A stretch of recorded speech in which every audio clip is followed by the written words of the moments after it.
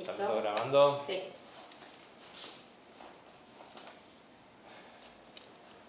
Entrevista a Ramón, toma 1. Necesito que me digas tu nombre completo, fecha y lugar de nacimiento. Bueno, mi nombre y apellido es Ramón Horacio Cabanillas. Nací el 20 de abril del año 1963 en Córdoba capital. ¿Cómo está constituida tu familia? Mi familia en aquel entonces estaba constituida por mi papá, mi mamá y una hermana. Hoy en día estoy casado, tengo 5 hijas mujeres y 9 nietos. Vamos a hablar un poco de tu paso por la conscripción. ¿Cuándo ingresaste a hacer el servicio militar obligatorio? Bueno, yo ingreso al servicio militar obligatorio por una ley en el año 1982, en febrero, el 3 de febrero del 82, y mi lugar de asentamiento me tocó en la localidad de La Calera, en el grupo de artillería de Aerotransportada 4. En aquel entonces yo había pedido ser voluntario paracaidista para poderme quedar en Córdoba. Y mi sueño de chico siempre fue ser paracaidista. ¿Podés contarnos algo sobre tu vivencia en eso? Sí, ni bien ingresamos a la unidad, bueno, como toda la vida fue igual, el periodo de instrucción. Nosotros tuvimos un periodo de adaptación de una semana, donde nos cortaban el cabello, nos entregaban la ropa y se cambiaban aquellos elementos que a uno le quedaban chicos, a otros les quedaban grandes. Y a su vez teníamos una instrucción básica del ejército. Y se realizaba detrás de la unidad, en los campos que son de ellos. Y ahí estuvimos 15 días y nos enseñaron a usar el armamento, cómo armar una carpa, los horarios de racionamiento que había, las actividades que se realizaban desde temprano, adiestramiento físico, y hasta la noche que nos empezaban a formar en lo que era el sistema de guardia e imaginarias. ¿Qué recuerdos tenés del 2 de abril del 82? ¿Dónde estabas? El 2 de abril del 82 yo estaba en la unidad junto con mis compañeros y se hizo la formación diurna de la mañana, a las 8 de la mañana, para el izamiento de la bandera, donde el jefe de unidad nos comenta la noticia de que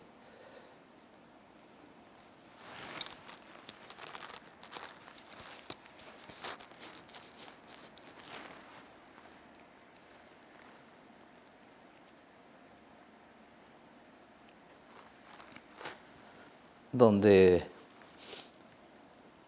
se habían recuperado nuestras islas.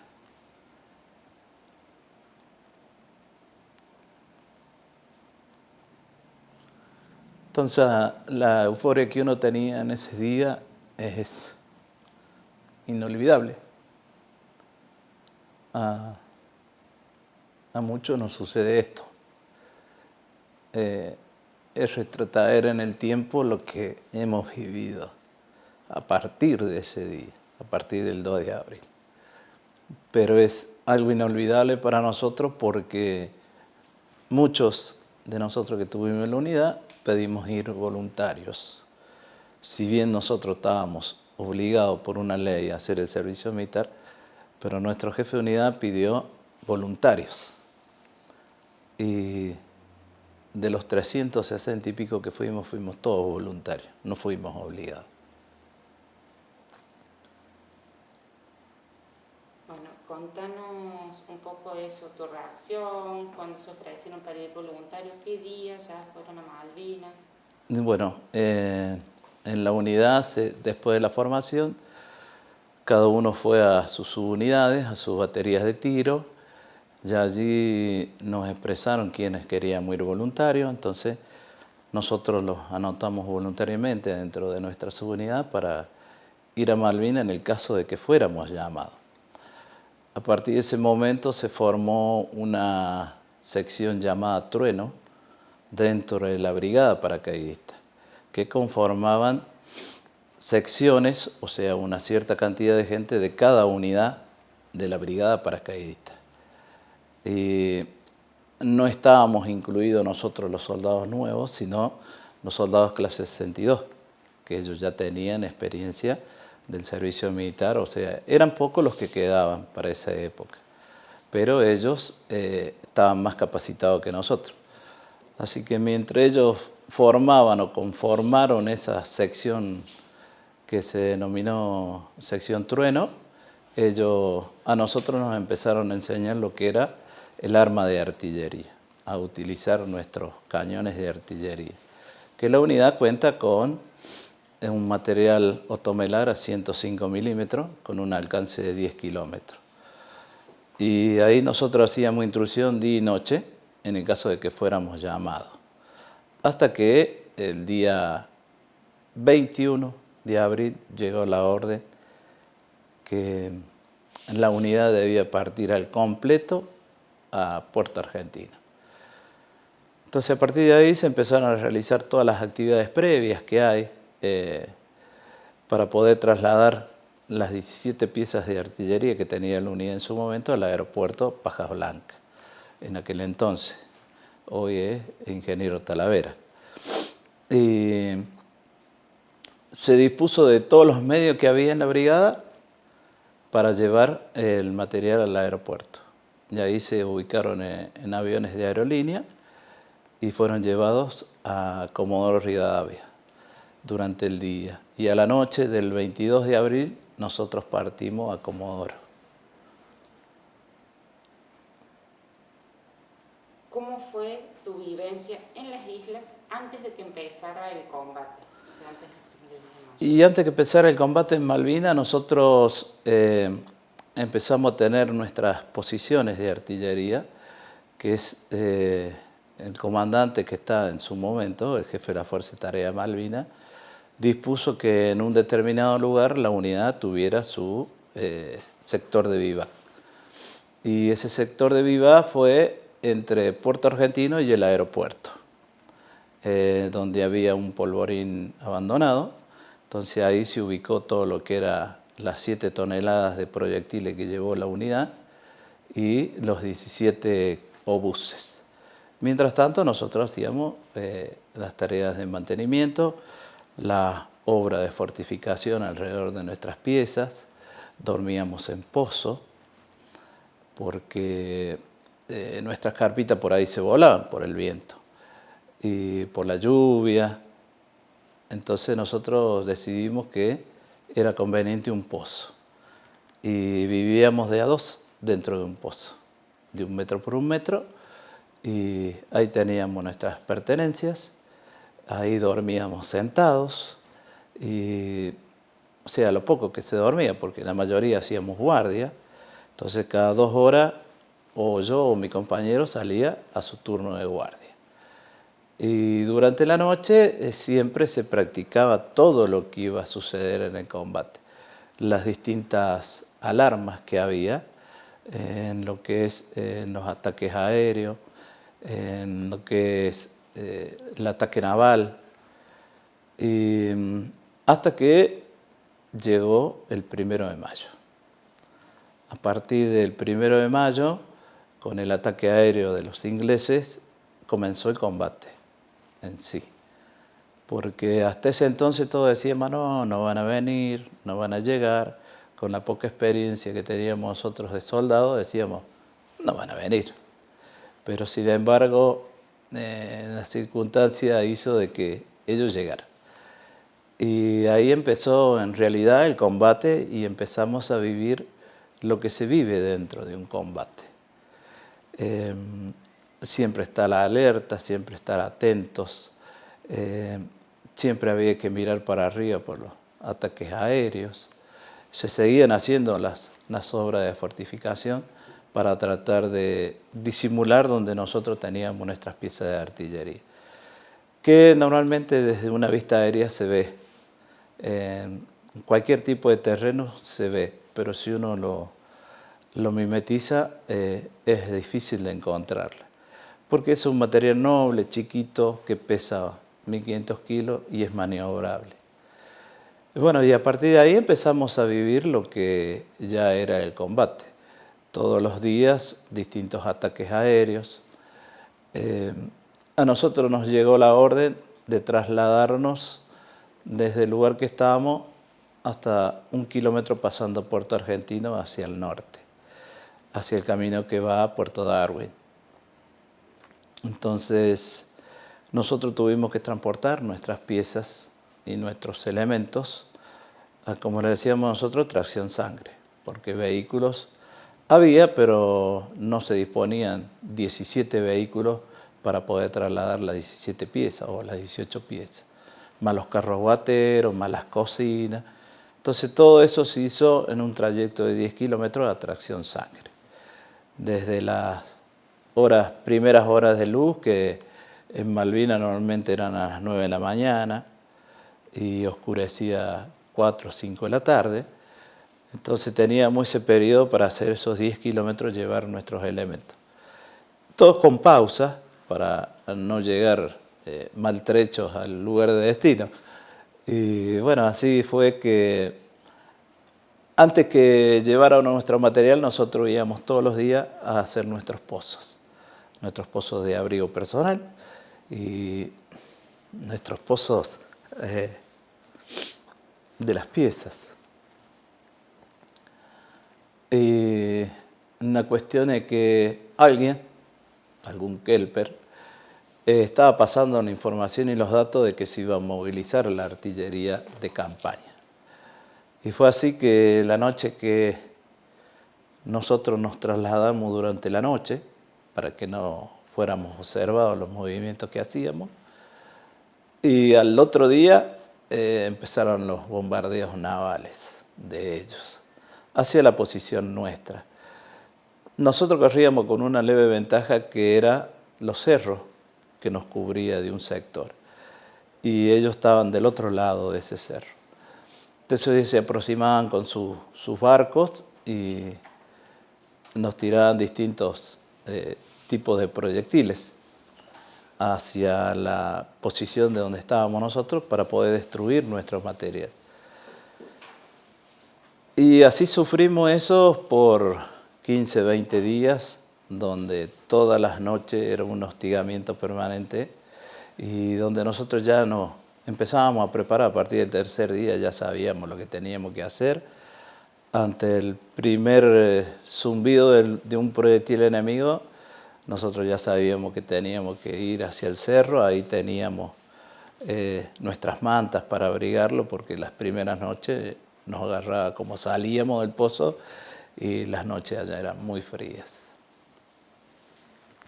¿Qué recordás con respecto al trato que recibiste de tus superiores y de tus compañeros? Mira, yo siempre le dije a mis compañeros o a los que conozco, quizás nosotros tuvimos un poquito de suerte, pero el trato que nosotros tuvimos con nuestros cuadros desde el primer día que llegamos a la unidad fue como debía ser. Tanto para la instrucción o tanto para una charla amena durante la noche o en una guardia o en una imaginaria, se vio reflejada en el combate. Que eso para nosotros, los soldados conscriptos, fue muy importante, según como uno lo tome. Yo en lo particular, a los cuadros que eran de mi subunidad, yo siempre los tuve allá arriba. ¿Por qué? Porque ellos son los que me enseñaban. Y como les dije a ellos, ellos son los que me llevaron. Y me trajeron. Sano y salvo. Sí, con los problemas mentales de acuerdo a una guerra, que es normal. Pero todo lo que ellos nos enseñaron, nosotros lo aplicamos. Y al momento que lo aplicamos nos resultó bien, porque acá estamos.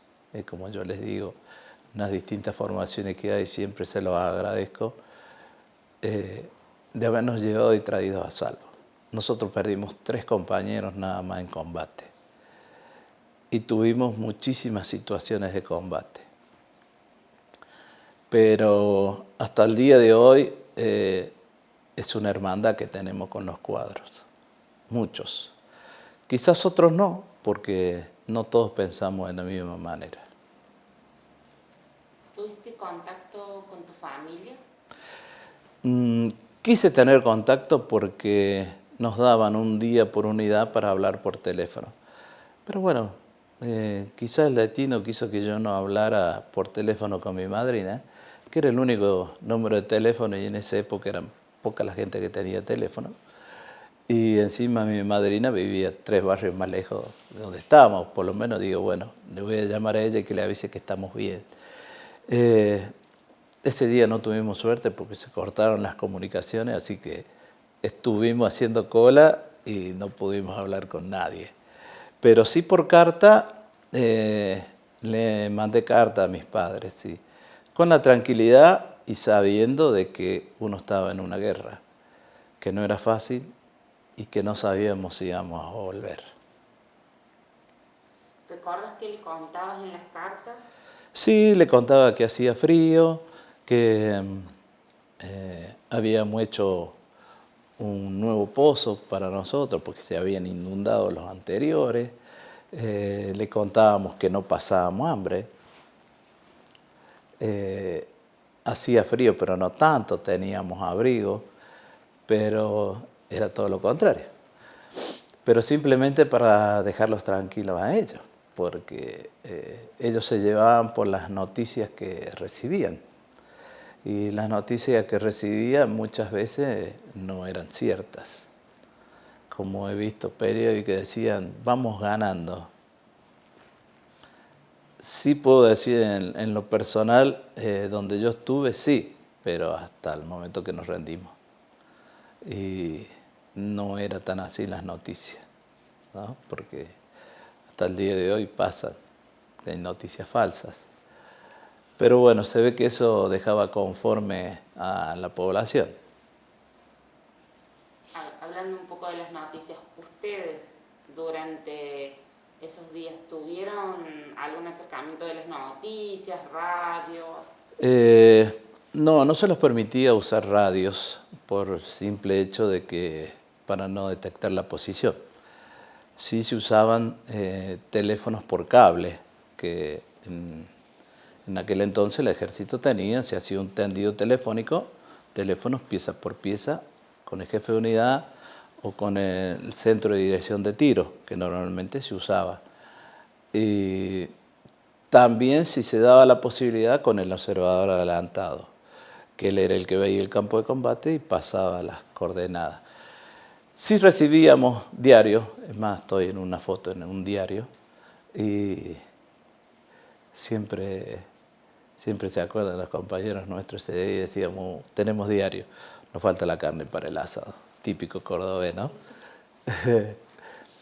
Y bueno, leíamos esas noticias.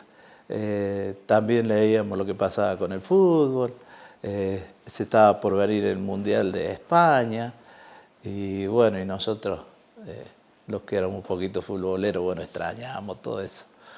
Pero sí teníamos contacto con gente que pasaba de otras unidades y sí, se pararon a charlar y decían, no, nosotros tenemos una radio que escuchamos las noticias, dice, y que en tal lado no hay esto, que en tal lado no hay lo otro. Y bueno, y eso era el comentario de las noticias que había dentro de la isla, porque lo que llegaba era el diario y llegaba a lo mejor uno a la semana. Entonces todo lo veíamos un ratito y lo íbamos pasando. Dijiste que salió una foto tuya en un diario. Sí. ¿Recuerdas en qué diario? O sea, salgo yo con un diario en la mano, ¿no? Y esa foto está en todos lados. El anteaño pasado tuve la suerte de ir a La Rioja a dar una charla. Primero fui a una unidad de infantería, después fui a distintas dependencias que tienen la policía y la penitenciaria. Y al otro día me invitan a un colegio de héroes de Malvinas y en uno de los carteles estaba mi foto. ¿Tuviste contacto con los ingleses? ¿Fuiste prisionero? O sea, el contacto que tuvimos nosotros con los ingleses fue en Puerto Darwin, que ahí fue el combate final que yo tuve. Si bien estuve en Puerto Argentino, pero el 22 de mayo llega la orden donde 2 piezas de artillería debían ir a Puerto Darwin. De ahí fuimos trasladados nosotros en el guardacosta Río Iguazú, que antes de llegar a Puerto Darwin nos hundieron, 2 Sea Harrier. Y allí estuvimos 2 días aislados hasta que aparecieron 2 helicópteros argentinos y nos rescataron de ese lugar, que era una pequeña isla. Ahí habíamos quedado varados con el guardacosta.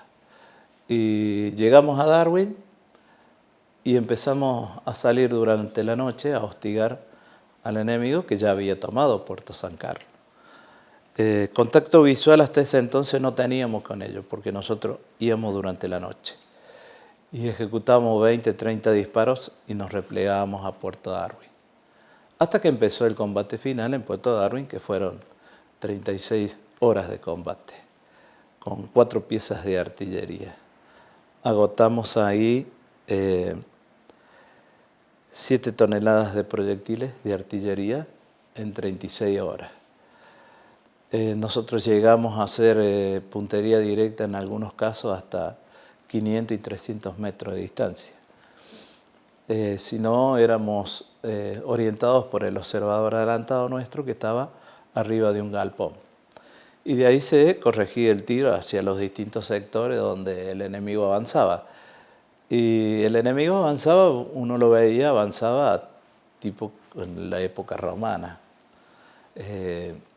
Sí tenía medios, sí se veían tanques blindados de ellos que abastecían al personal de infantería. Nosotros en esas 36 horas estuvimos frenando 2 batallones de paracaidistas ingleses. Y cuando nosotros fuimos, cuando el jefe de la Fuerza de Tarea se rinde, porque nosotros la artillería agotamos munición. Y la infantería que estaba desplegada en Ganso Verde y Puerto Darwin pasó atrás nuestro, debido a los ataques de ellos. Y la cuestión es que cuando nos toman prisioneros, ellos buscaban un grupo de artillería. Y simplemente éramos 4 piezas de artillería, donde uno deja todo y ve todo lo que pasa dentro del campo de combate. Ve su enemigo caer.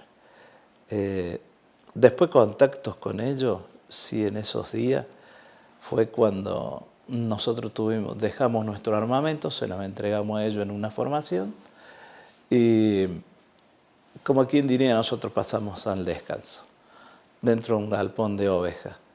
Pero a su vez, de ahí los seleccionaban y teníamos que ir al campo de combate a sacar nuestros muertos.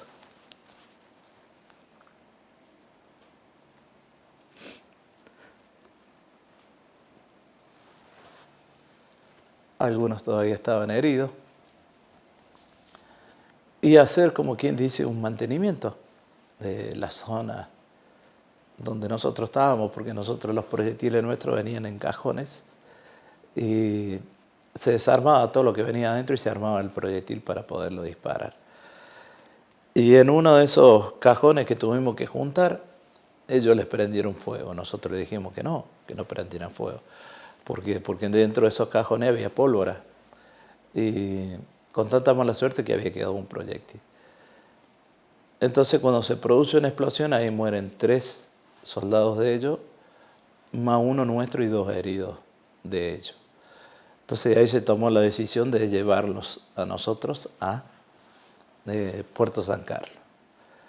Y el contacto real que tuvimos con ellos fue en el buque Norland, cuando nos trajeron a Uruguay. Pero si no, con los soldados de ellos nosotros no podíamos hablar, no podíamos expresarle nada porque no sabíamos inglés y ellos no sabían español. Sí había algún intérprete de cada lado, ¿no? Que era el que emanaba las órdenes.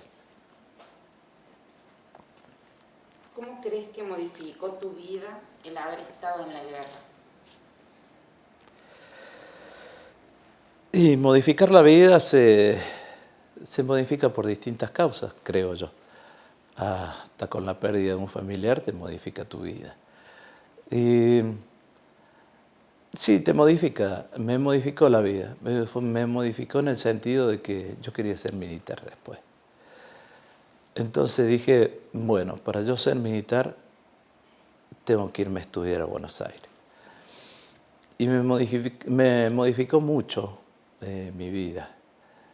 Y a partir de ahí mi vida cambió con otro sentido. Y estando dentro de la fuerza, estando dentro del ejército, dije, voy a enseñar lo que yo aprendí, aunque no esté en los reglamentos. Y traté siempre de enseñar lo que yo aprendí en el combate, que no es fácil. Una guerra no es como decir, vamos de fiesta un mes. No. Una guerra tiene un sentido y un propósito porque vos sabés que estás defendiendo tu país. Vos sabés que podés dejar tu vida, como hemos tenido compañeros nosotros que han dejado su vida. Y te modifica en muchos aspectos. A veces, no tan solo en la guerra aplicas cosas, sino en la vida real aplicas cosas de la guerra. La disciplina, la conducta, los horarios. Por ahí también te modifica porque a algunos los lleva al abandono, los problemas psicológicos. Yo tuve suerte de irme a la casa de unos tíos míos que vivían en el campo y tuve unos 3 meses aproximadamente ahí hasta que volví a la ciudad, que yo ya me sentía cómodo y ahí dije, bueno, ¿qué hago de mi vida? Empecé a buscar trabajo y no encontré ese trabajo. Entonces dije, voy a seguir siendo militar. Hasta que me llamaron y me fui a la Escuela de Suboficiales Sargento Cabral a Buenos Aires, en enero del 83. Y a partir de ahí, con todo lo que nos enseñaban, para mí, yo ya lo sabía, nunca expresé que yo era veterano de guerra, ellos sabían que yo era veterano de guerra, pero yo seguía un fin. Y ese fin era egresar como suboficial, hasta que egresé como suboficial. Entonces todas esas cosas se conjugan, entonces vos decís, bueno, ahora sí, mi vida ya está hecha. Sigo para adelante y trato de llegar hasta el final de mi carrera. Y te modificó muchas cosas, el comportamiento. Quizás a lo mejor uno antes era un poquito más sinvergüenza, como decíamos en esa época. Salía todas las noches, me juntaba con los amigos todas las noches. Después de un par de días de trabajar en alguna changa y me gastaba la plata ahí nomás. Entonces todo eso hace todo eso que te enseñan en los distintos lugares, hace que vos digas, a ver, no, esa no es mi vida. Mi vida tiene que ser a partir de ahora de esta forma.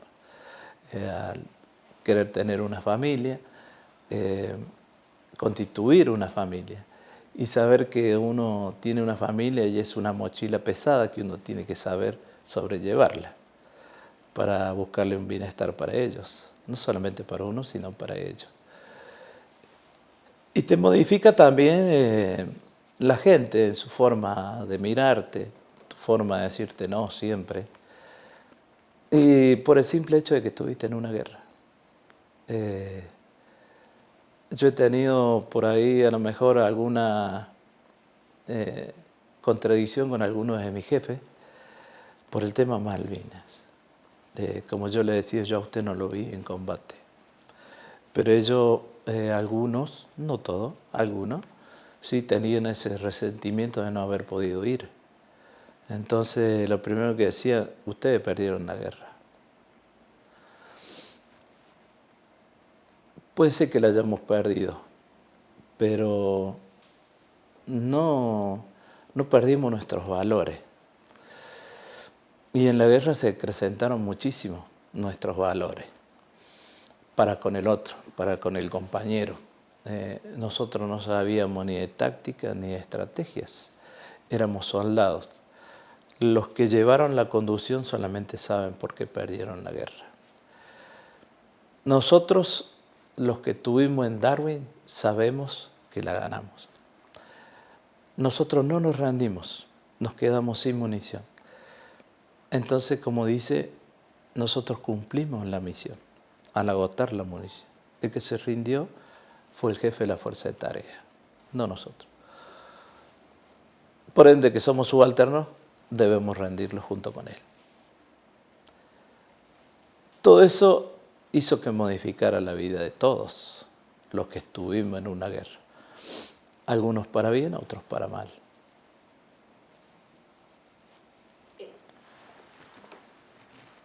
¿Te sentías preparado para la guerra? Más allá del, digamos, de querer defender la patria, recuperar una mente, sino vos, eso, tu preparación. Sí, la preparación que uno recibió fue básica. Nosotros teníamos instrucción mañana, tarde y noche, que eso refleja en la responsabilidad que tenían nuestros cuadros de enseñarnos.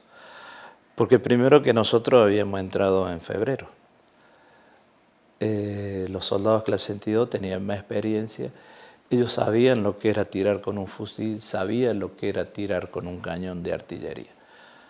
Nosotros hasta irnos a Malvinas sabíamos lo que era tirar con un fusil y una pistola. No sabíamos cómo sonaba el cañón. Pero los sentíamos preparados físicamente para soportar las inclemencias del tiempo, que tampoco es fácil. Nos tocó un lugar muy agreste, muy inhóspito, muy frío, y donde el cuerpo necesita adaptarse. Y nosotros decíamos, si nosotros éramos de Córdoba, con un clima cálido, ¿por qué vinimos a parar acá al sur? ¿Por qué no trajeron gente del sur? Bueno, hay cosas simples, no había tanta gente en el sur. Entonces hubo que disponer y movilizar distintas unidades del país que hacían falta. Me olvidé la pregunta, perdón. No, te respondo. Quiero, bueno, que volvamos un poco al... Sí, estaba preparada, sí. Sí. O sea, estábamos preparados en lo mínimo, pero en lo espiritual, en lo que va por dentro, estábamos más que el 100% porque sabíamos a lo que íbamos y sabíamos que nosotros habíamos pedido ir. Entonces uno dice, voy a cumplir con mi patria. Todo eso hace que las dos cosas estén unidas. Las ganas, el amor propio de cada uno y de decir, bueno, ¿cómo se hace esto? Y durante la noche nuestro jefe de pieza nos juntaba alrededor de 6 tambores que había, que le habíamos puesto un techo, que ese era nuestro comedorcito, y ahí nos explicaba cómo se hacía la puntería, cómo se hacía tal cosa, el sonido que tenía el cañón, que nosotros no lo conocíamos. Entonces decía, bueno, estábamos un poco preparados, pero cuando nosotros hicimos nuestro primer disparo, estábamos preparados al 100%. ¿Cómo te recibieron tus familias, vecinos cuando regresaste? Bueno, cuando regresamos fue algo cómico y divertido que nos sucedió a nosotros. Éramos 36, que veníamos en un colectivo desde la escuela de suboficiales Sargento Cabral, ahí nos tuvieron una semana, y el colectivo casi vuelca. Entonces dijimos, nos salvamos de tantos ataques aéreos, tantos ataques navales. Frenamos 2 batallones de paracaidistas ingleses y que vamos a parar la pata, casi se da vuelta el colectivo. No era justo. Así que estuvimos varados ahí como 5 o 6 horas hasta que vino otro colectivo y nos pudieron llevar. Y bueno, esa fue la parte cómica de llegar a Córdoba, medios averiados, todos golpeados por el casi vuelca el colectivo y cayó en una zanja. Entonces dijimos, bueno, y en la unidad nos recibieron la banda militar del Regimiento 2 y todos los soldados que había ese día, porque era un día sábado. Así que nos recibió el que había quedado como jefe de unidad, vinieron los distintos jefes de unidades a saludarnos, nosotros éramos poquitos, porque nuestra unidad completa estaba en Puerto Argentino y Monte Dos Hermanas. Nosotros éramos 32, más otros que se agregaron después de Puerto Darwin, nada más, que nos llevaron a Uruguay, Buenos Aires, Córdoba. Y llegamos el 19 de junio, un día antes de la Jura de la Bandera. Así que ahí nos saludaron los distintos jefes, el comandante de la brigada y el comandante de cuerpo, y nos dieron franco hasta el otro día. Al otro día era la Jura de la Bandera de los soldados que habían quedado. Y prácticamente los recibieron al otro día todos, que estaban todas las unidades. Y todos pasaban a preguntar algo, cómo había sido, lo que habíamos vivido. Y así que tuvimos ese 20 de junio, fue un día donde conocimos mucha gente, porque a muchos no los conocíamos. Y después de ahí, que terminó la ceremonia, nos dieron licencia. Y bueno, mis compañeros, algunos eran de Buenos Aires, entonces yo decidí llevar a mi compañero a mi casa unos días, hasta que él consiguiera pasaje para volverse a Buenos Aires. Y nos llevó un señor taxista, yo no daba más, me bajé en la Plaza Colón, me tomé un taxi con la poquita plata que me había quedado en el bolsillo, que estaba guardada en un depósito, la ropa civil. Y cuando llegué a casa, el señor no los cobró un peso.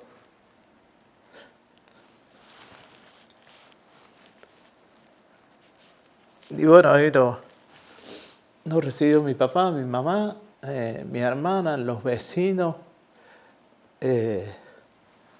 Se empezó a pasar la voz ahí. Después vinieron los papás de un compañero mío que también estaba en Malvinas, que vivía ahí a la vuelta de casa, pero yo con él no había tenido contacto, él era de otra arma. Lo único que yo le decía que en estos momentos él estaba prisionero, que ya los iban a traer, pero no sabía si vivía o no. Y bueno, así que todo el barrio se juntó a recibirnos. Y a mi amigo, sin conocerlo nadie, pero todo el mundo lo abrazaba, lo tocaba, les agradecía por los afectos que él recibía. Así que, bueno, en definitiva, supieron el día que yo volví el barrio completo. ¿En qué barrio era? Barrio Patricios, Oeste.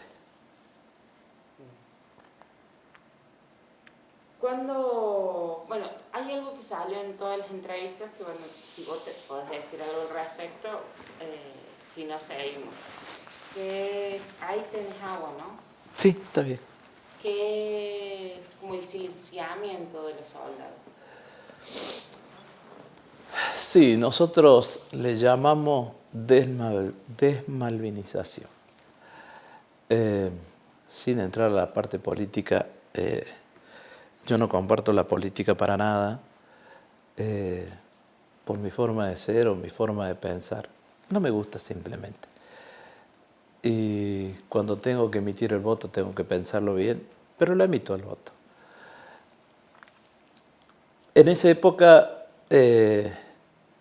si bien había un gobierno de facto, al año siguiente comenzó la democracia.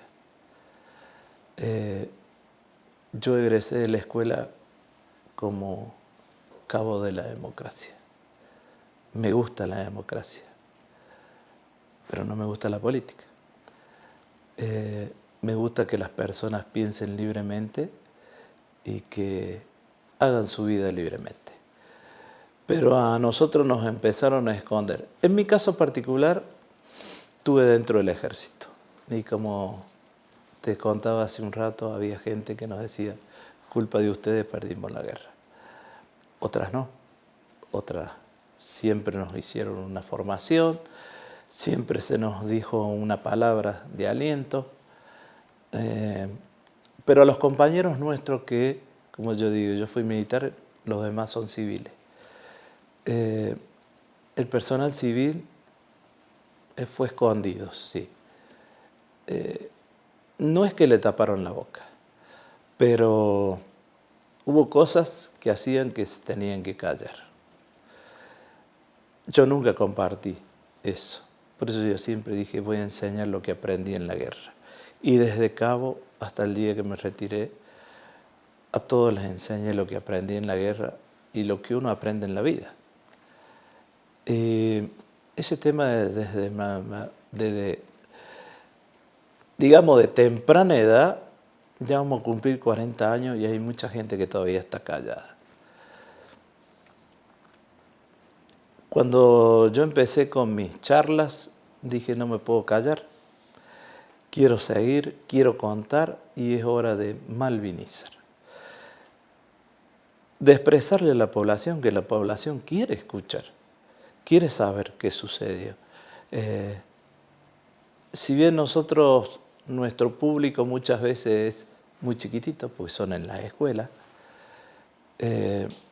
sí le comento yo a los grandes, muchas veces cuando quiere que tengamos una charla lo hacemos, no tengo ningún problema. Y nuestro público es muy chiquito y muchas cosas no saben. Sí nosotros sabemos que ellos son los que van a seguir con la causa Malvinas. Alguien en algún momento va a surgir y va a querer seguir con la causa Malvinas. Porque nosotros, si bien, como muchos decimos, somos la historia viva que hay en este momento, algún día no vamos a estar más. Y no queremos que la causa Malvinas se pierda. Por eso apoyamos a los distintos gobiernos que han ido pasando en lo que hace a tratar de recuperar nuestras islas diplomáticamente como tiene que ser. Yo creo que hoy en día no estamos en buenas condiciones de recuperar de vuelta por intermedio de un conflicto bélico nuestras islas. Pero hay cosas que hay que difundir, así sea por libros, así sea por la educación, de que entre algún cuestionario, un cuestionamiento de Malvinas en las currículas escolares. Hay muchas formas donde esto se puede revertir. Se está revirtiendo poco a poco, pero por parte nuestra, que nosotros salimos a contar en primera persona lo que sucedió.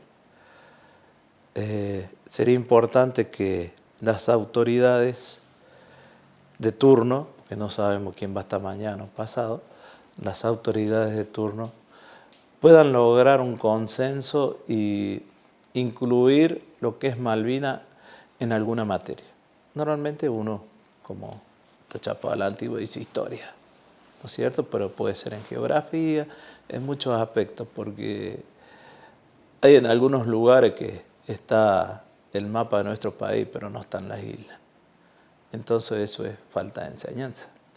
Si toda la vida fuera nuestra, ¿por qué ahora no? Son nuestras. Contanos un poco, bueno, de cuándo decidiste formar parte de la agrupación de veteranos y cuándo empezaste a hablar, tu participación en los colegios. Sí, bueno, yo empecé con el tema malvinizar después que me retiré de la fuerza. a raíz de que yo no tenía tiempo de juntarme con nadie, porque en ese momento estaba en el Liceo Militar General Paz y los horarios que yo tenía no me daba tiempo a hacer otra actividad hasta que me retiré. Entonces, a partir de ahí me contacté con gente que participaba en la Casa del Veterano de Guerra de Córdoba. Entonces me interiorizó porque era como que yo estaba aislado. Porque muchos se juntaban y yo decía, y yo estuve trabajando toda la vida, sí tengo compañeros que están acá en Córdoba, que los veo cada 2 por 3, pero no podía participar por mi trabajo. Bueno, a partir de ahí, entonces dije, bueno, me voy a nuclear a la Casa del Veterano de Guerra. Y a partir de ahí con el señor García, que es su presidente hoy en día, con el señor Altamira, con el señor Gorosito y muchos más, me fueron llevando y aconsejando qué podemos hacer. Yo quería participar en esto, quería participar en lo otro, y hasta que surgieron las charlas en los colegios. Me anoté para ir. Mi primera charla, por supuesto, dije 3 palabras y no pude hablar más nada. Entonces después dije, no, voy a tener que practicar en mi casa. Así que la tenía mi señora y ya mis hijas sentadas ahí, yo ponía un televisor con mi computadora, pasaba mi clase y le iba contando a ella lo que pasaba. Lo poco que le contaba, pues no le contaba todo. Y así que así empecé, y así empezamos a ir a distintos colegios y uno ya se va soltando más, y después uno se da cuenta que dice, hay cosas que acá no se pueden contar porque son muy chiquitos, acá sí podemos contar porque en la secundaria hay preguntas que te descolocan muchas veces y vos decís, ¿qué le contesto? Entonces hay que pensarla muchas veces. Cómo contestar esas preguntas que realizan. No solamente los niños, sino algunos adultos también. Y bueno, mi meta hoy en día es ir a los lugares que a mí me llamen. Por eso he ido a la ciudad de La Rioja, he ido a Neuquén, a donde me han llamado, hemos hecho una gira, diría con mi señora, porque yo la llevo ella a todos lados, es la que me acompaña. Y hemos hecho giras en distintos lugares que van surgiendo de día a día, otra charla acá. ¿Podés dar otra? Sí, cómo no, no hay ningún problema. Y eso es lo que a mí me sacó de muchas cosas, el poder hablar, el poder expresarme, el poder sacar todo lo que tenía en mi cabeza. Si bien cuesta mucho, porque ustedes ven que me cuesta a veces, las emociones nos traicionan muchas veces, pero es lo que a uno por ahí nos mantiene vivo, dijera, es poder expresarlo, y expresarlo tal cual somos. Yo me expreso tal cual soy. Siempre dije, no tengo la necesidad de mentir a nadie, ni por más que yo haya estado en una guerra. Y si no estuve en una guerra, no tengo por qué andar inventando. No estuve, pero tuve la participación y lo cuento y lo quiero seguir contando hasta que, bueno, mi cabeza diga basta, ¿no? Pero es una forma de malvinizar. ¿Qué sentís a 40 años de la guerra? Y bueno, después de 40 años que se va a cumplir, es como me preguntabas, quizás 40 años de abandono, porque el sistema de salud que nosotros tenemos no está acorde a las necesidades de un veterano de guerra, no de un veterano de guerra sano. Yo, gracias a Dios, me considero un veterano de guerra sano, porque puedo hablar, puedo expresar lo que yo siento. Puedo decir, la política no me gusta, no tengo problema en decírsela a quien sea. Pero el problema nuestro es en el abandono que han tenido muchos yo tuve una profesión, me sentí abandonado un tiempo y después ya no le di más importancia. Pero la gente que no trabajaba, no tenía obra social, no tenía una casa digna, una atención que necesitan muchos psicológica. Ahora hay un centro que está en el Hospital Militar, que es muy bueno y muchos se hacen atender. Pero costó que ese centro se armara, muchísimos años. Y sin embargo uno dice, por ahí piensa, ¿cómo si la nación tiene los medios? ¿Por qué no lo hacen? Es para evitar un montón de problemas. Dentro de nosotros, el mundo de los veteranos de guerra, hay problemas de drogadicción, hay problemas de alcoholismo, problemas familiares que nadie se imagina. Hay veteranos de guerra, lamentablemente son abandonados por su familia. Y eso la gente no lo ve, no lo sabe. No tenemos un centro de contención. Yo quizás no lo necesite, porque mi familia me contiene todos los días. A lo mejor ellos no lo tienen, muchos no lo tienen, y están solos y están abandonados. Y ese abandono todavía sigue, porque hoy tenemos una prestación médica y quizá mañana ya no la tenemos más porque los medios que se encargan de esa obra social no pagan y a nosotros nos cortan el servicio. Es como que uno tiene que andar mendigando su salud. Y estamos en una edad donde muchos no conseguimos trabajo. Los más chicos tenemos 58 años. Y vos te presentás a un lugar para pedir trabajo de 25 a 35 años. Y los demás que quieren trabajar o quieren salir de ese pozo depresivo que tienen, trabajando, haciendo algo. No hay ese centro de contención. Ese abandono que hay de 40 años, yo calculo que va a seguir existiendo. Ojalá se revierta a debido a que llevan 40 años.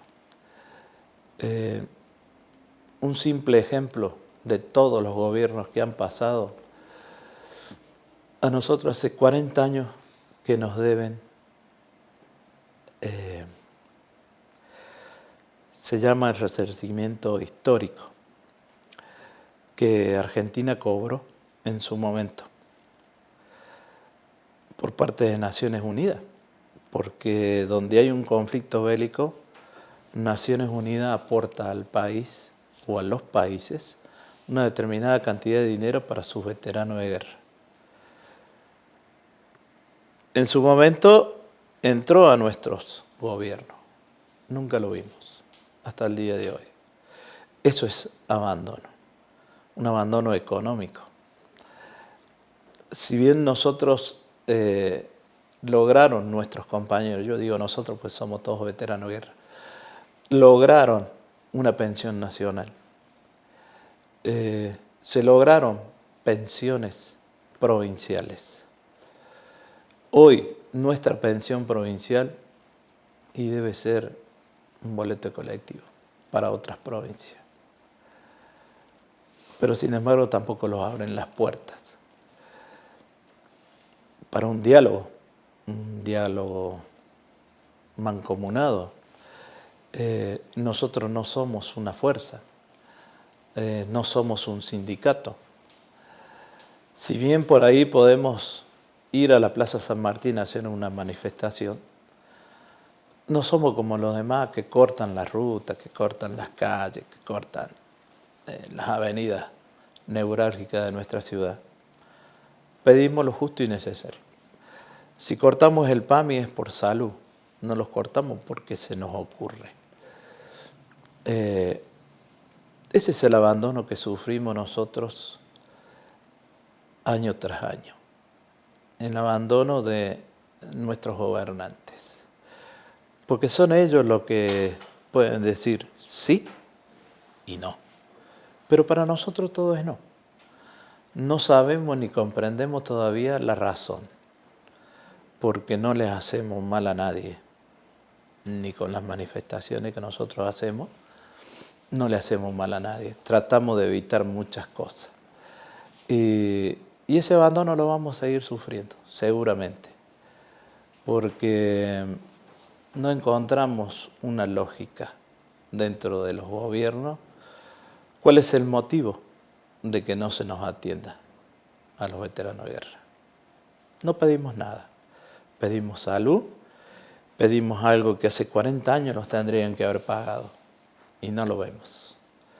Pedimos una mejora en los subsidios, porque acá nosotros en Córdoba cobramos un subsidio. Si hay plata nos van a pagar, si no hay plata no los van a pagar. No es una pensión honorífica. Te doy si quiero. Entonces, esos son los abandonos que hay. Y esperemos que se revea alguna vez, en alguna oportunidad, ¿no? Bueno, yo no tendría más preguntas. ¿Hay algo que vos quieras contar, agregar? No, simplemente agradecerle a la población, ¿no? Porque uno lo ve en los distintos actos que hay, en los distintos desfiles que ha habido, que ahora no hay. Otro motivo más para ver por qué.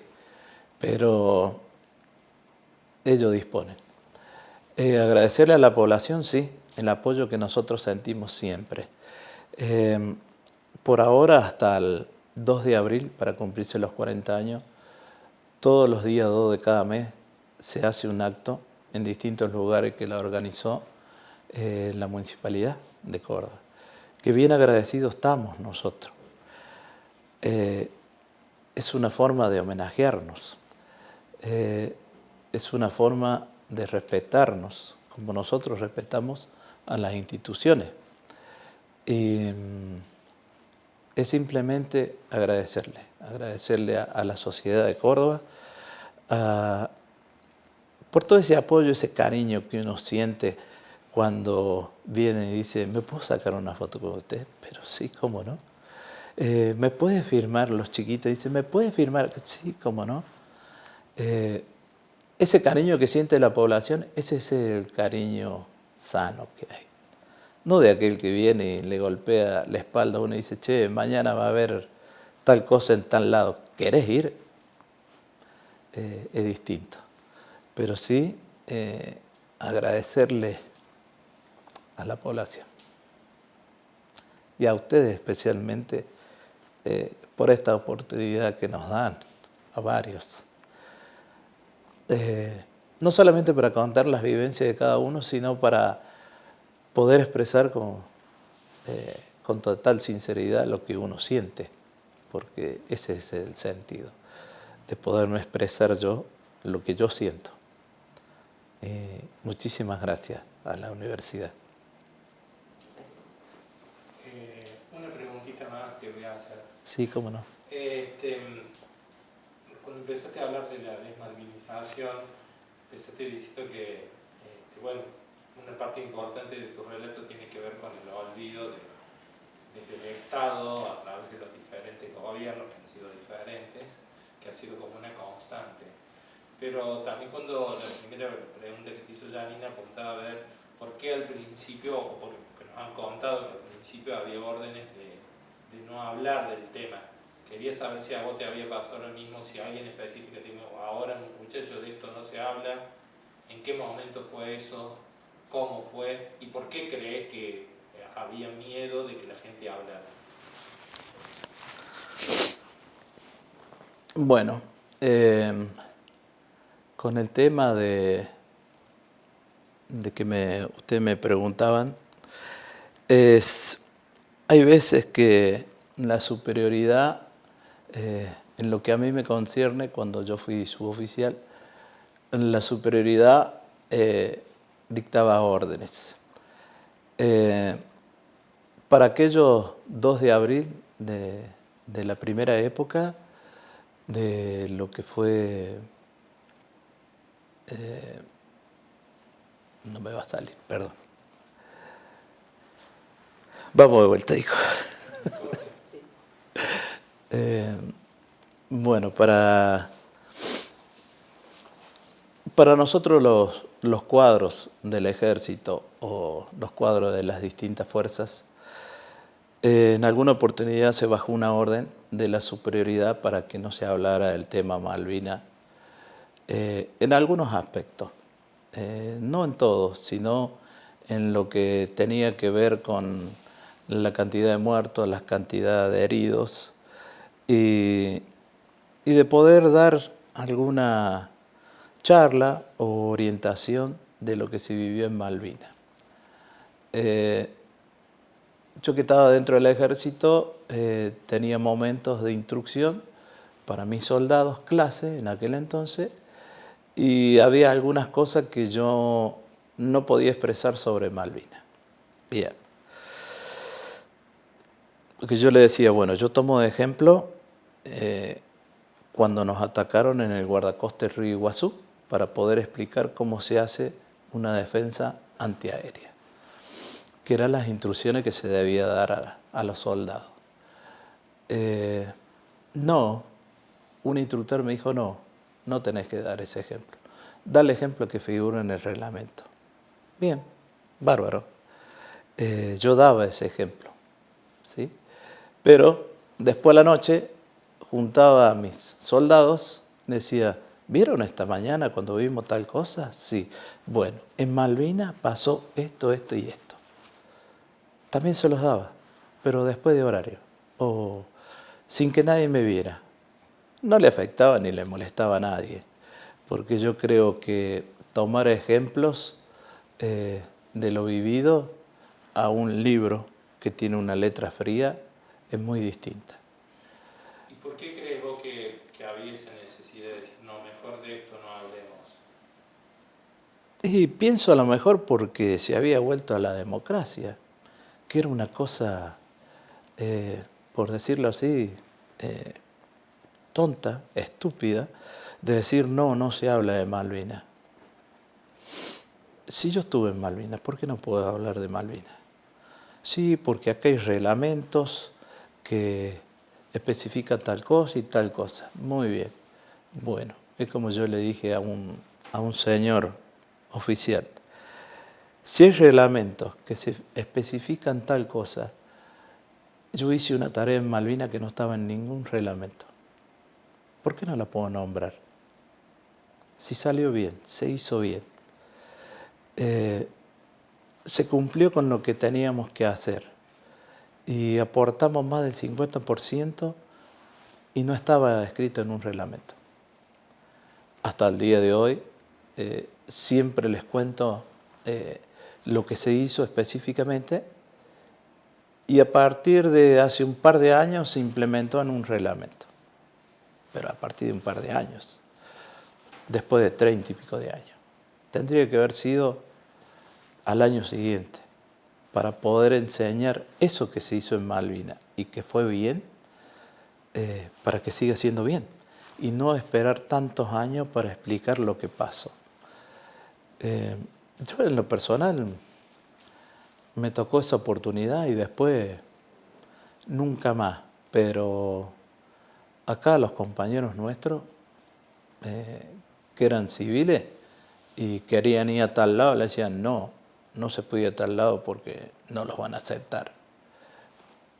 Es lo que a mí me explicaron ellos, siendo civiles. ¿Quién le decía eso?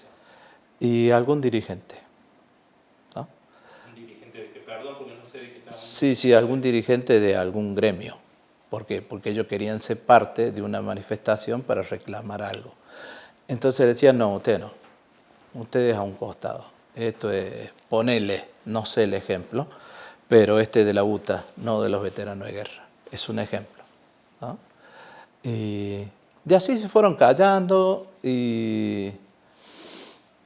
o a donde iban, como ser, yo tengo 2 compañeros míos que fueron heridos en combate y las pocas veces que lo atendieron en Buenos Aires le decían no hables de tu problema o lo que te pasó a vos porque no sería bueno para tu salud.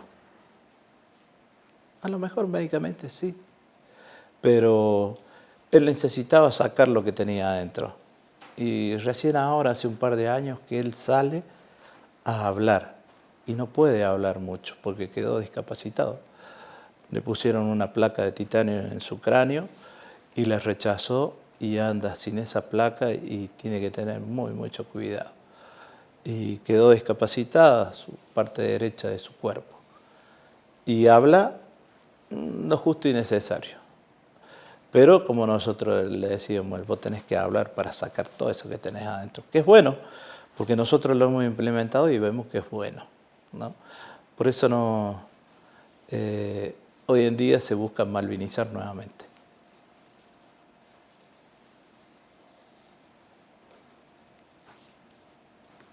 Bien, ahora, gracias. Muchas Bueno, gracias a ustedes. Gracias, Ramón. Por favor, gracias a ustedes.